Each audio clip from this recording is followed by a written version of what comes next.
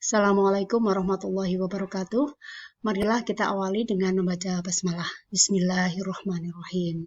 Hari ini kita akan belajar di mata kuliah manajemen operasi pada bab pendahuluan.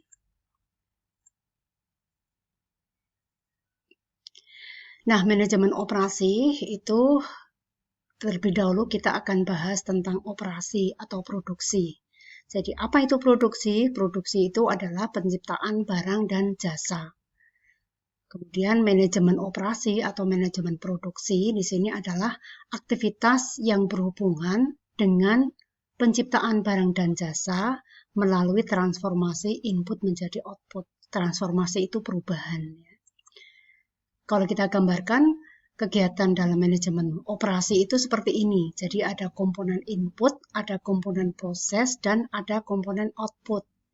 Jadi input itu terdiri dari bahan baku, modal, sumber daya manusia, peralatan, dan sebagainya.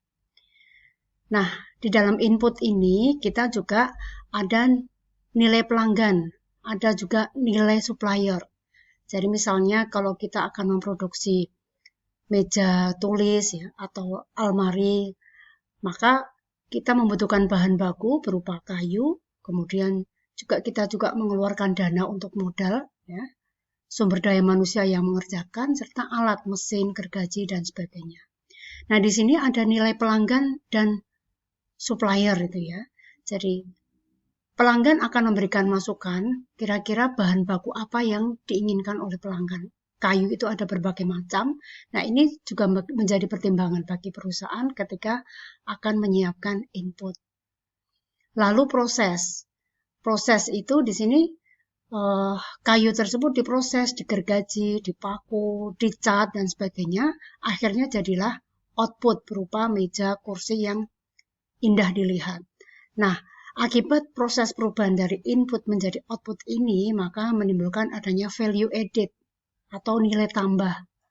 Nah, di sini perusahaan juga memberikan pelayanan purna jual untuk menciptakan kegiatan operasi yang optimal. Jadi, untuk memanage suatu proses operasi. Setelah itu, jadilah output berupa barang dan jasa. Nah, di dalam manajemen operasi belum selesai sampai di output saja. Maka di sini ada feedback. Jadi umpan balik, di mana umpan balik itu bisa berasal dari karyawan, ya, bisa berasal dari konsumen, bahkan bisa berasal dari supplier. Jadi ada informasi kinerja secara internal maupun secara eksternal. Lalu jenis transformasi itu apa? Tadi kan merubah input menjadi output ya. Perubahan itu apa saja? Nah, di sini ada physical dalam produksi pabrik seperti yang dicontohkan tadi ya, perubahan fisik dari kayu menjadi kursi. Ada physiological dalam perawatan kesehatan. Kalau ini dalam jasa ya. Misalnya ada pasien, inputnya ya, pasien, dokter, perawat, kemudian tempat tidur untuk opnam gitu ya. Infus, obat-obatan itu inputnya, kemudian diproses, diobati ya, akhirnya menjadi pasien yang sembuh, itu outputnya, itu dalam physiological transformation.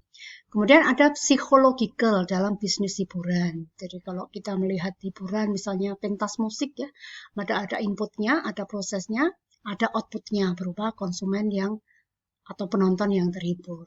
Lokasional dalam transportasi, jadi perpindahan lokasi itu juga menimbulkan tambahan manfaat baru. Jadi ada input, ada prosesnya, ada barang sampai di tempat tujuan.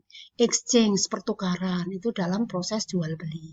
Informasional dalam telekomunikasi, jadi seperti sekarang kita sedang melakukan proses produksi atau proses dalam manajemen operasi berupa transformasi informasi. Jadi memberikan informasi dari saya kepada Anda.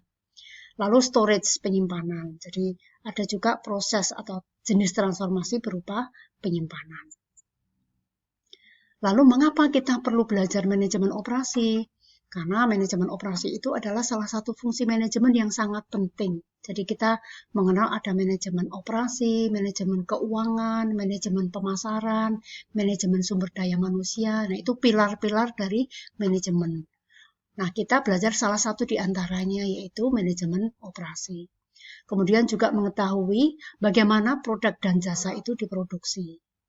Lalu memahami apa yang harus dilakukan oleh manajer operasi. Nanti kita akan belajar apa sih keputusan operasi, apa yang harus diputuskan oleh seorang manajer operasi. Kemudian fungsi operasi adalah bagian dari yang berbiaya tinggi dalam manajemen. Kita lihat kenapa kok fungsi operasi itu bagian yang paling tinggi dalam manajemen ya.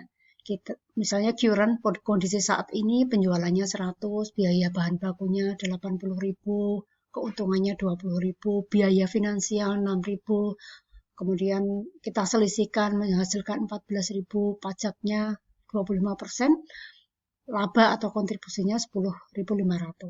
Sekarang kalau dari manajemen marketing ya, di sini misalkan akibat adanya promosi, salesnya naik dari 100 menjadi 150.000. Nah, di sini biaya bahan bakunya juga akan naik.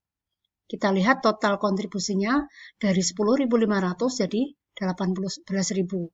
Dari finance misalnya di sini mengurangi biaya keuangan sebesar 50%. Kita lihat finance cost-nya dari 6.000 menjadi 3.000. Di sini labanya akan naik dari 10,5 menjadi 12.750. Sedangkan di sini reduce production cost, ini dengan menekan biaya, ini adalah bagian dari manajemen operasi. Kita lihat dengan menekan biaya, maka biaya bahan bakunya dari 80 menjadi 64, menjadi turun. Nah, total akhirnya di sini ternyata dengan kebijakan dalam manajemen operasi, kontribusinya adalah paling tinggi dibandingkan dari finance maupun dari marketing. Misalnya begitu.